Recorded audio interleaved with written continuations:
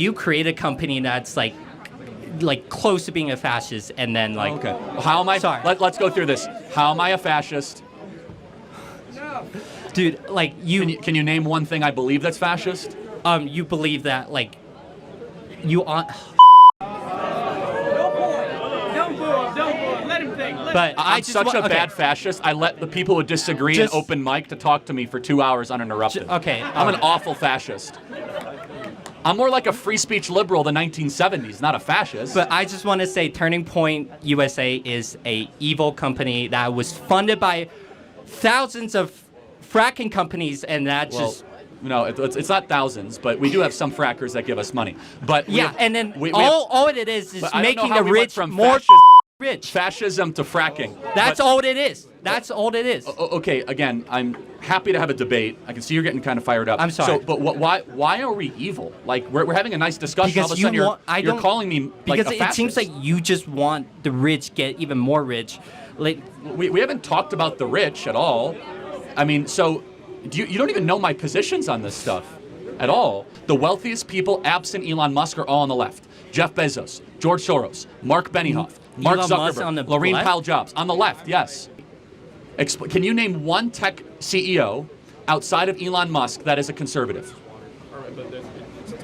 I personally think... Let me think. Peter Thiel? Yeah, that's one. That's one. Larry Page, Google, on the left, worth $120 billion. Sergey Brin, Google, $130 billion on the left. Laurene Powell Jobs, Mackenzie Bezos, Jeff Bezos. If they're on the left, what has they done that was like, quote unquote, to do the left stuff? Well, okay, so Larry Page gives money to left-wing NGOs all the time. Like, if you're on the left, I don't think you will ever be this rich.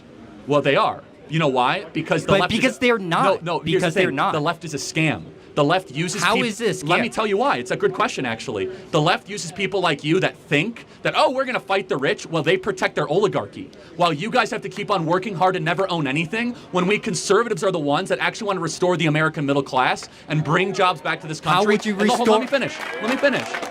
The left uses people like you every day. Who is funding? Dude, I have never seen a leftist organization come to campus spreading their propagandas. Well, because the whole university is a leftist organization spreading propaganda. It's liberal.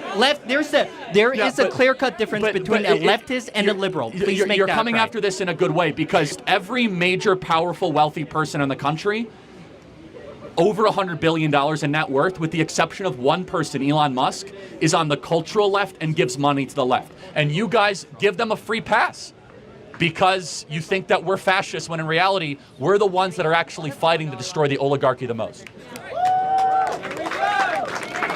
All right, last question. Last point. Last question. Let's say, so you do want to fight for the American middle class, and yes. Okay, that's how does freer the market like helps with the middle class? Again, I want precision in free markets, but how does free market support the middle class? Again, I'm not puritanical, but I think that generally more choices are a good thing. I think that generally supporting entrepreneurs is positive, but I think that mass immigration is really bad for American workers. There's no mass immigration. Well, first of all, how many people are... Wow. Well, you're right. There is mass invasion, but how many people are coming across the southern border every day? I don't know, but No, I'm actually genuinely curious. Can you guess? Okay. On what time frame? Every day. Every day? 500? Yeah. It's at its low point, it's at 10,000 right now. It was 15,000 last month. So what is that annualized? Let's play that out. A lot. Yeah, that's a lot. Yeah. So that's mass immigration, right? How many green cards do we give out every year?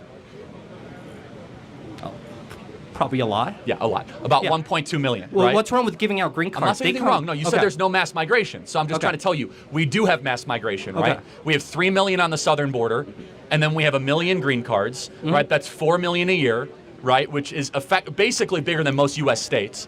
Now, everything comes with a cost. When you have mass migration, you're going to get lower wages. But that means you're going to disenfranchise American workers. What, are you studying computer science? Yeah, I am. Okay, so you're an American born, I'm guessing, American raised? I don't want to assume. I wasn't, but I moved to the U.S. Okay, well, you're an American now, I guess. I don't know, maybe. Yeah, I am. Student visa? Okay, you're going to now have to compete you're kind of proving my point, but that's a separate issue. You're now going to have to compete against foreign labor for your computer science jobs. I think we have a moral obligation to American-born workers to give them preference and priority and restrict the labor supply so that our computer science majors can have higher wages, not to have suppressed wages so some tech CEO can bring in a bunch of Indians and suppress their, no, nothing against Indians, but just, bring down their wages. Personally, I just think that, like, if you came to America and then receive a green card, I think you get to work however you want. Like, okay, I think that American-born citizens and then should there be shouldn't be a priority because they're American citizens. Well, as long as you're that's where we're American different. citizen. I actually think you must have a priority to your own citizens, or else you don't have a government. You have something else. If you don't have a priority to your own people, I don't know what you have. You have a colony, not a country. You're just a big economy. Mm-hmm.